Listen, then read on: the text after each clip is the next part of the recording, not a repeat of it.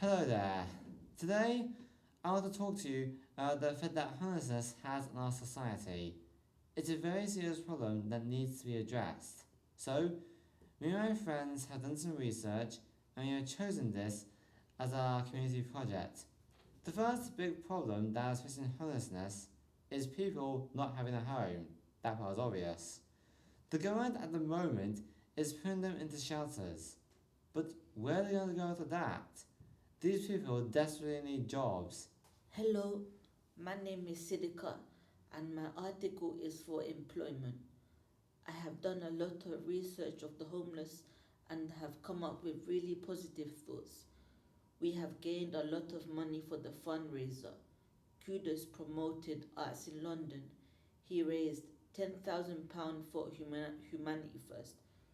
Kudos was homeless 2 years ago. He eliminated rough sleeping in the borough of Hounslow. Kudos loves to meet new people. What jobs do homeless people have? Children and family support worker, service delivering manager, learning and training employability coordinator job share, learning and training bakery social enterprise coordinator, mental health coordinator, permanent centers manager. What percent of homeless people have a job? A researcher called Josh Leopold estimated 25% of homeless population employed. The director of the National Coalition Homeless Survival Tips and Tricks to Learn From. Collect newspapers and gather as much as you can. Find where to sleep. Find practical clothes.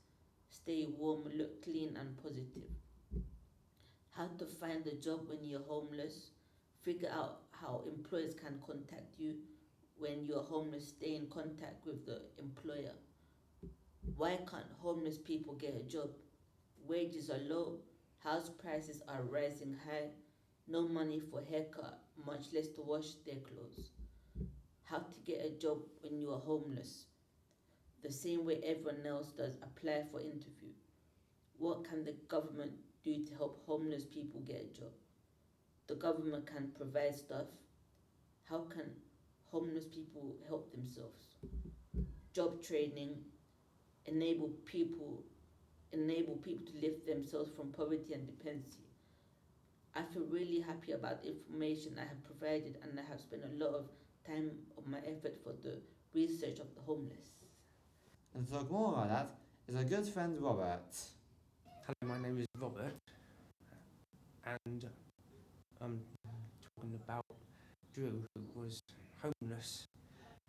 Drew Goodall, who himself suffered a spell of homelessness after a career as a West End and failed to take off.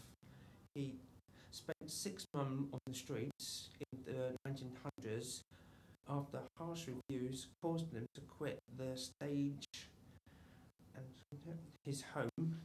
lose his home. But after buying a set of brushes, some boot polish, he began offering to shine shoes for £2 a time and gradually began to rebuild his self-confidence. He currently has a team of 8 sunshines and an impressed list of blue chip city-based clients, including several banks and financial institutions. Over the 5 years, he helped around 40 people who turned their lives around. But these include 45-year-old Alan Walton from Richmond. Alan had suffered a mental health issue and had to leave school with no qualification, leading to a 15-year spell of unemployment. He also suffered a bad eyesight caused by extreme myopia and cataract, but was able to pay for private eye surgery after saving Sunshine Wages, he said, I was born particularly blind. I was put into care when I was 3 because of my parents' inability to deal with my worsening eyesight. Life was very hard for me there. I was very possibly that I would go completely blind by the time I reached 10 years old. I was bullied relentlessly at school and throughout my life. This only stopped happening when I saved money from Sunshine to pay for medical treatment, and now I have particularly also with most perfect eyes. Now, of course, getting those people a job is good. But what are the people who who don't have the ability to get a job? Because there's a small group of people out there who can't seem to get a job due to their mental disabilities. And also, some of the people might also be even turned away because they are part of the LGBT community. And to talk more about that is our good friend Justin. My name is Shumin Man. I wanted to research homelessness for mental health and LGBTQ plus because I am into reaching out to people with additional needs and equality. LGBTQ plus homelessness people are afraid of being kicked, abused, called names, harassed, pressured into sexual activities. This is because parents are rejecting emotional and mental health, mentally abusing them, plus they kick them out of their houses, their homes, therefore they feel isolated, outsider, neglected, and not being safe.